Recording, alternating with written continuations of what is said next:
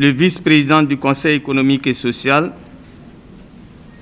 Madame la chef de coopération canadienne par intérim, Monsieur le représentant de l'UEMOA, Monsieur le président du réseau africain des académies des sciences, Monsieur le président de l'Académie nationale des sciences et techniques du Sénégal, honorables invités en vos grades et qualités, le secrétaire général du CAMES, le professeur Bertrand Bachi, aurait bien voulu être parmi nous. Malheureusement, pour des contraintes de calendrier, il n'a pas pu effectuer le déplacement de Dakar. Il m'a chargé en conséquence de transmettre aux organisateurs et à tous les participants ses sincères salutations. Mesdames, Messieurs, le présent colloque Promotion et partage de bonnes pratiques en sciences, en conseil scientifique au gouvernement, organisé par l'Académie nationale des sciences et techniques du Sénégal,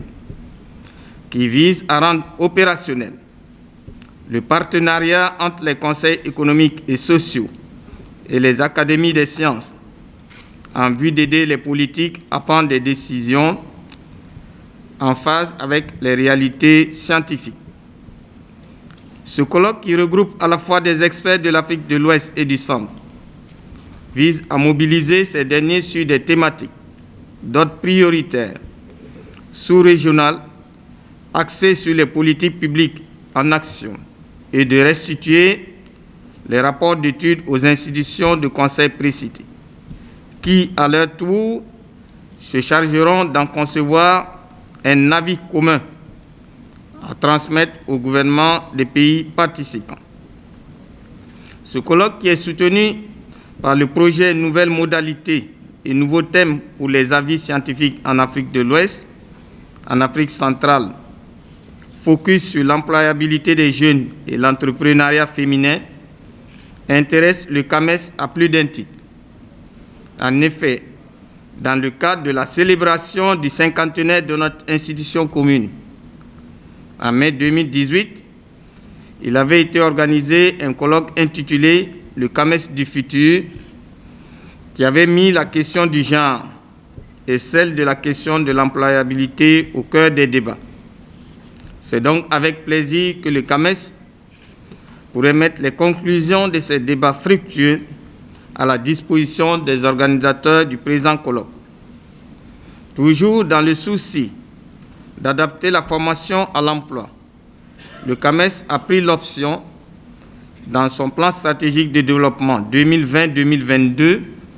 de passer du stade de reconnaissance et d'équivalence des diplômes basé sur l'analyse des curricula à un autre, plus axé sur les compétences conférées qui permettent d'exercer un métier, et ce, dans le souci de favoriser l'employabilité des jeunes diplômés en chômage, en grand nombre et dans le contexte d'une démographie africaine galopante. Ce projet a pour objectif de renforcer et actualiser le cadre régional de certification des qualifications des compétences du CAMES et d'élaborer un chronogramme d'action sans ignorer l'initiative continentale sur cette problématique, le cadre africain de certification et de qualification. Mesdames, Messieurs, nous notons avec satisfaction que les différentes préoccupations du CAMES sont prises en compte par le colloque à travers les thématiques abordées par les panels. Je suis donc persuadé que nous en sortirons tous enrichis à plus d'un titre. Je ne saurais terminer mon propos sans remercier une fois de plus l'Académie nationale des sciences et techniques du Sénégal pour avoir invité le CAMES à participer à cet important événement. Je vous remercie pour votre attention.